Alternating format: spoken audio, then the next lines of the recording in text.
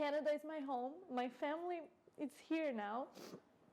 The family that I built, it's here now. But my mom, my dad, my brother, my grandma, they're not. So it's always that 10% that sometimes I get my phone and I'm like, whoa, I miss them.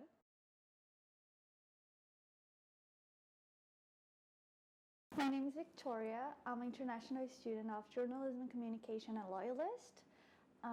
So my passion for journalism began actually starting for the person that inspired me for the journalism area was my cousin's wife. She works for Global News and she's an anchor, she's a reporter, she do editing, she do everything, and she's a huge inspiration.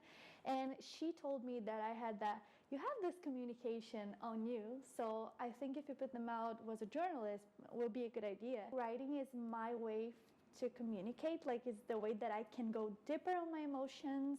I can go, if I want to talk to my mom, my dad, for example, I usually wrote something before I actually talk to them because I knew I'm not going to miss anything. Also, I love to write, was a way to put my thoughts out and tell the world what am I feeling or things that are going around. I just feel like writing is always there with me. My biggest inspiration on this world in general for work was The Devil Wears Prada, which is very funny because it looks like it's just a movie, but for me it was not just a movie. It was the movie that made me kind of pick my career. I love the fact that the main character wear like heels and get on that building all beautiful looking suits and beautiful jackets and just get there and have the power of choice, have the power of decision, have the voice, can say no, can say yes. Like, you know, I think is just a woman inspiration that movie gave to me to, oh, women can be the boss. I don't want to just work for somebody. I want to be the boss. And it was 2 to 3 years that I was like alone there. And then after, I think 2 years straight, like struggling, I start going deep on my anxiety, and then none of the doctors could help me. They look at me and say, Victoria, I advise you to go to Brazil for Christmas because it's almost Christmas time. So why you don't go to Brazil for Christmas? Because if you stay here, even the medicine is not going to be able to help you. So all the happiness turned to struggle and turned to nights of non-sleep. I spent 3 nights awake.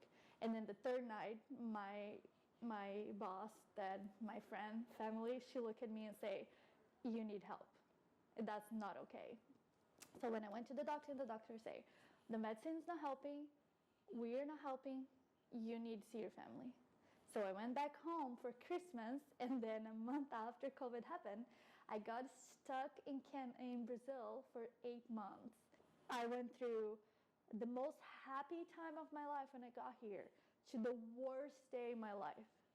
I went to the best moments to the worst moments. And then I went back to Brazil to solve the problems, and I couldn't solve it all because my mind was here.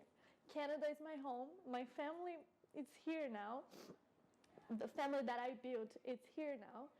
But my mom, my dad, my brother, my grandma, they're not. So it's always that 10% that sometimes I get my phone and I'm like, whoa, I miss them. I don't see them for 2 years now. And I look at my phone and I'm like, oh, okay, that's enough. A picture is enough. A hi is enough. A good morning is enough.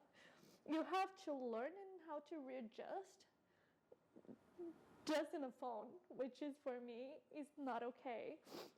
And when you need something, you don't have that. Like you just have, I had nothing for 3 years. Like I was just by myself.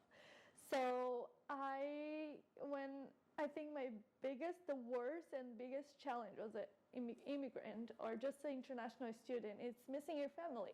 You are complete, you are grateful, you're happy that you're here. But in the end of the night, when you lay down on your pillow, you don't have who you love. I'm very lucky that, like, for over a year now, I have my boyfriend, my partner, we have a puppy, and I have his family that treat me as a daughter and treat me as a family. So if I miss them, I just go to their house and just hang out and have that feeling like a little bit complete. It's still not my mom, my dad, but it is there. They are my family now. And then I finally found my boyfriend that is the love of my life, that we are already planning to get our house together, already planning to have our kids. So it's all coming together, but until come together, it was a very long way and exhausted way.